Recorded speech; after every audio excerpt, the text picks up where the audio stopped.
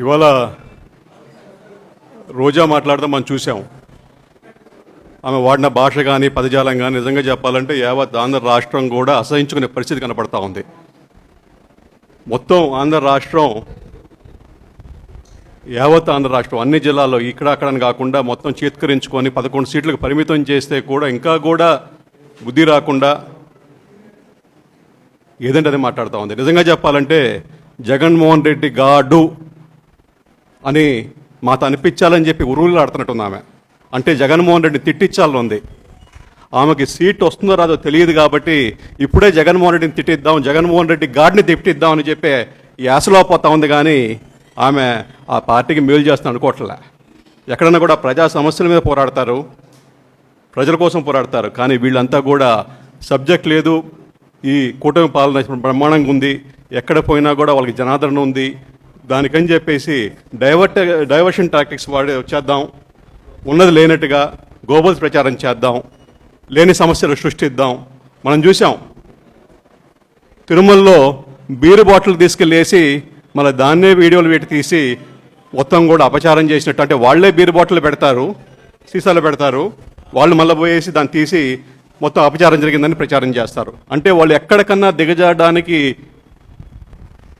తగ్గలని చెప్పేసి ఇదొక ఉదాహరణ మాత్రమే. ఇంకా చెప్పాలంటే క్రిస్టియానిటీకి అవమానం చేస్తున్నాడు జగన్మోహన్ రెడ్డి.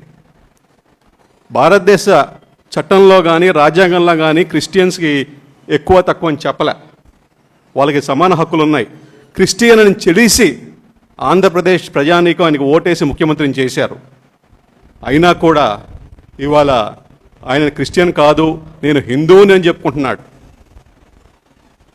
అంటే ఇంటి మీద సెలవేసుకుంటావు, సమాధుల మీద సెలవేసుకుంటావు, చేసేవన్నీ అపచారాలు. అంటే ప్రజల గుడ్డోళ్ళు ఏమి చూడరు, నేనేం చేసినా చెల్లుబాటు అవుతుంది, ఏ అబద్ధాలు చెప్పినా 10 సార్లు గట్టిగా చెప్తే అదే నిజాలు అవుతాయి అని చెప్పే ధోరణిని అవలంబిస్తూ ఉన్నారు.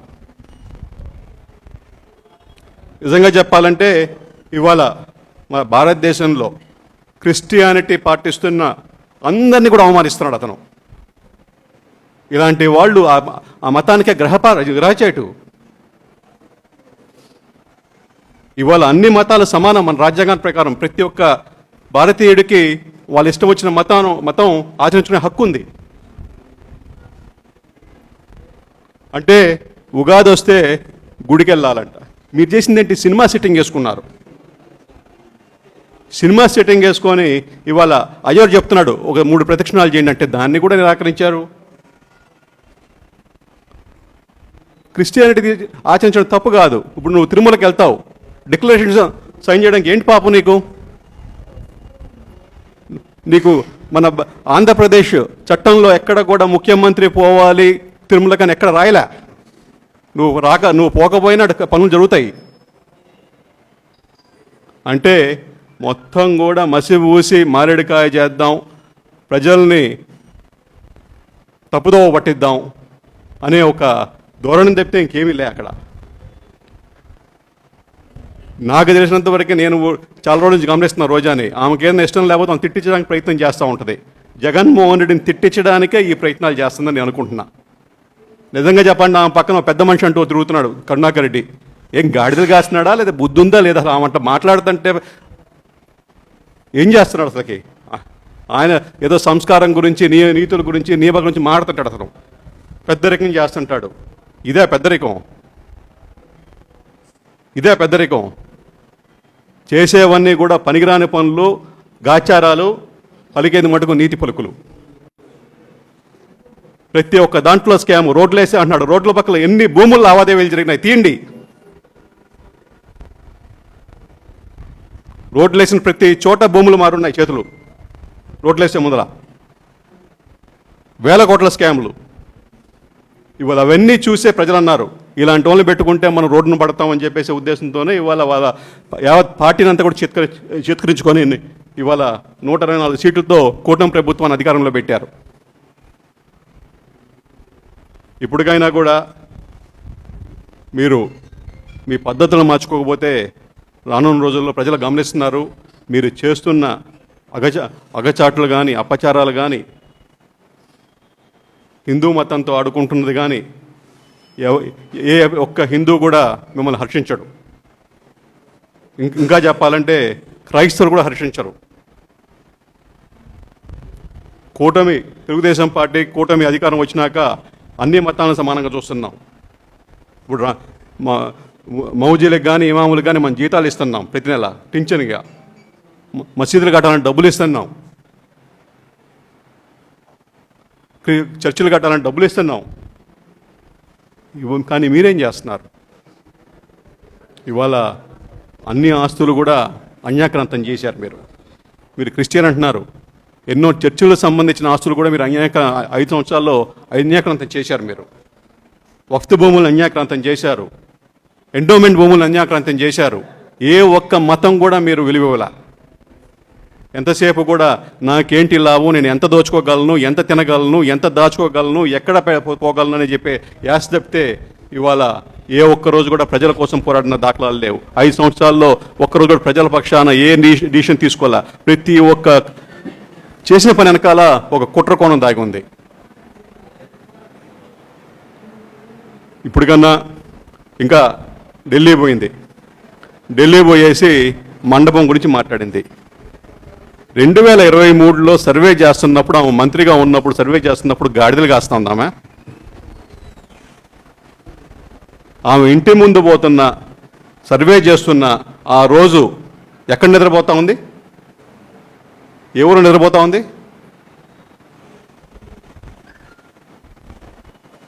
ఇవాళ వచ్చేసి ఎంతో పెద్ద దాన్ని సేవ్ చేస్తున్నట్టు ఇవాళ నువ్వు చేసిన తప్పు వల్ల జరుగుతూ ఉంది. అది ఆ రోజు కానీ చెప్పుంటే, ఆ రోజు కానీ ఆ సర్వే చేస్తున్నప్పుడు ఇక్కడ మండపం ఉంది అని చెప్పాలి. అన్నీ అయిపోయినాక, టెండర్లు అయిపోయినాక ఇవాళ అన్నీ వచ్చి నంగి మాటలు మాట్లాడితే అట్ట? నిజంగా ఆశ్చర్యం వేస్తుంది వీళ్ళ పరిచయాలు, సంబంధాలు చూస్తుంటే. తిరుమలకి వెళ్తుంది, ఎట్లా వెళ్తుందో తెలియదు, మేమే వెళ్ళాము అన్నిసార్లు. అందరిని తీసుకెళ్తుంది, అదొక వ్యాపారం. ఆమె సంబంధాలు ఎంతో అంత లోతుగానే అర్థం చేసుకుంటాను. దాన్ని బట్టి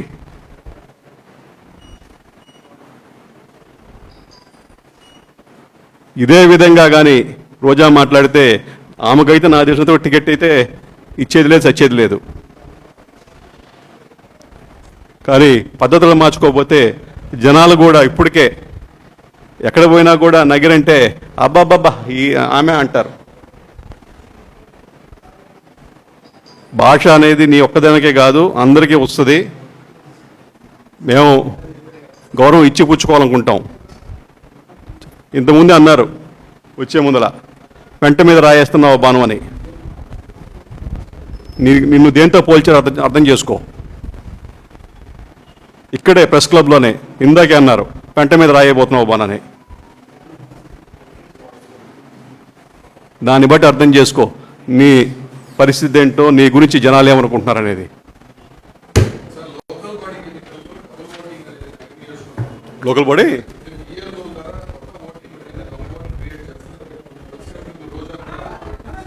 ఏం క్రియేట్ చేస్తున్నావు?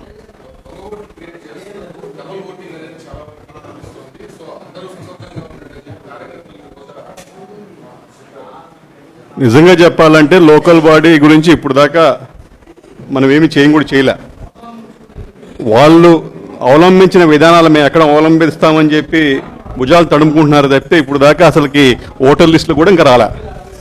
ఓటర్ లిస్టులు రాలేదు, రిజర్వేషన్ రాలేదు, ఏమీ ఇప్పుడు దాకా దాని పట్ల ఏ కార్యాచరణ కూడా జరగలే ఇప్పుడు దాకా.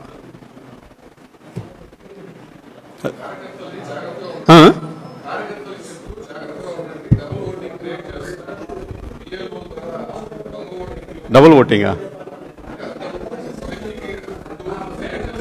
ఇప్పుడు ఆమె ఊహలకి నిజం చెప్పాలంటే మేము ఇప్పుడు దాకా ఆ పక్క ఆలోచించలేదు. సంతోషం మా గురించి అంత ఆలోచిస్తుందంటే. ఆమె ఊహలకు సమాధానం చెప్పే పరిస్థితి ఉండదు.